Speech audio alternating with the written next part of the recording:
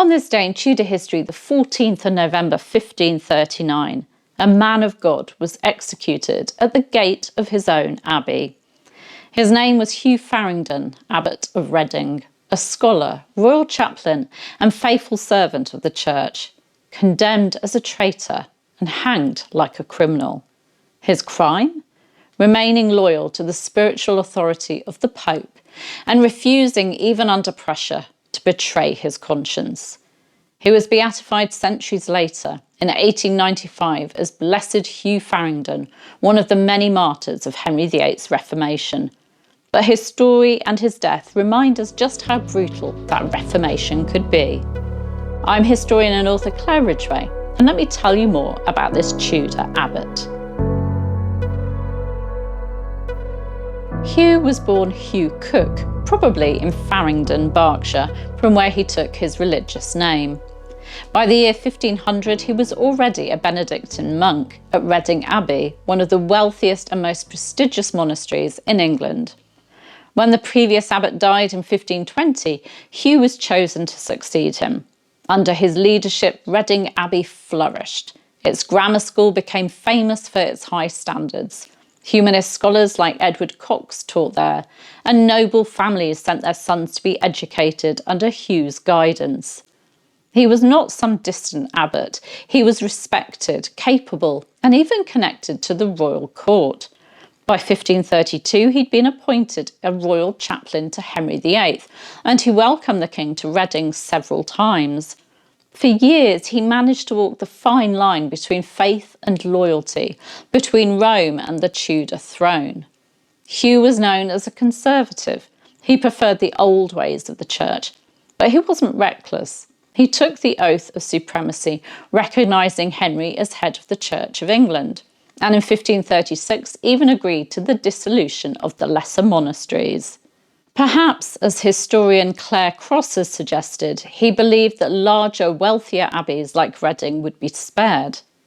And Hugh had been a royal chaplain after all. He'd served faithfully, said a requiem mass after Queen James Seymour's death, and attended her funeral.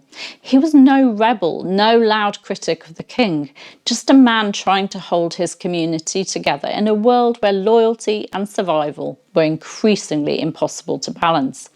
But the noose was tightening. In 1538, Crown officials arrived to inventory the abbey's relics. Hugh cooperated, but he refused to surrender the abbey itself. Perhaps he still hoped that reason or faith would prevail. It didn't. By 1539, the winds of reform had become a storm. Someone reported to Thomas Cromwell that Abbot Faringdon was selling abbey produce to the king's disadvantage. It sounds petty, a pretext almost, but it was enough. Hugh was arrested and sent to the Tower of London. While he languished there, his abbey, the home he'd served for 2 decades, was suppressed. When his trial came, the charges were damning. He was accused of upholding papal supremacy, of owning books against the king's supremacy and the annulment of his marriage, and of holding on to relics that should have been handed over to royal commissioners. Among them was said to be the hand of St. Anastasius, a sacred relic that symbolised the very faith that Henry was now determined to destroy. With him stood 2 others, John Rugg, a fellow monk, and John Aynon, a priest from St. Giles's Church in Reading. All 3 were found guilty of high treason. And on the 14th of November 1539, they were led from their cells to the gate of Reading Abbey, the very heart of the community that Hugh had built, and there before the people they met their deaths. The chroniclers tell us little detail, perhaps because it was too awful to watch. Hugh Faringdon, a man in his 60s, was hanged, drawn and quartered at the Abbey gate, his own abbey.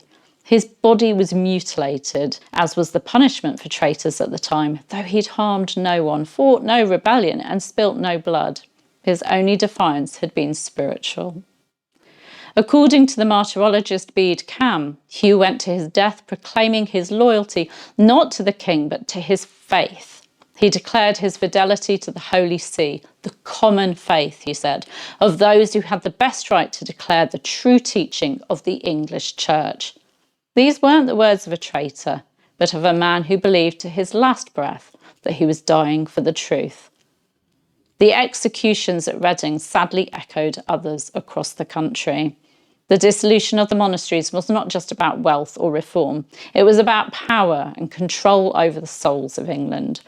Men like Hugh Faringdon stood in the way of that, and they paid the price.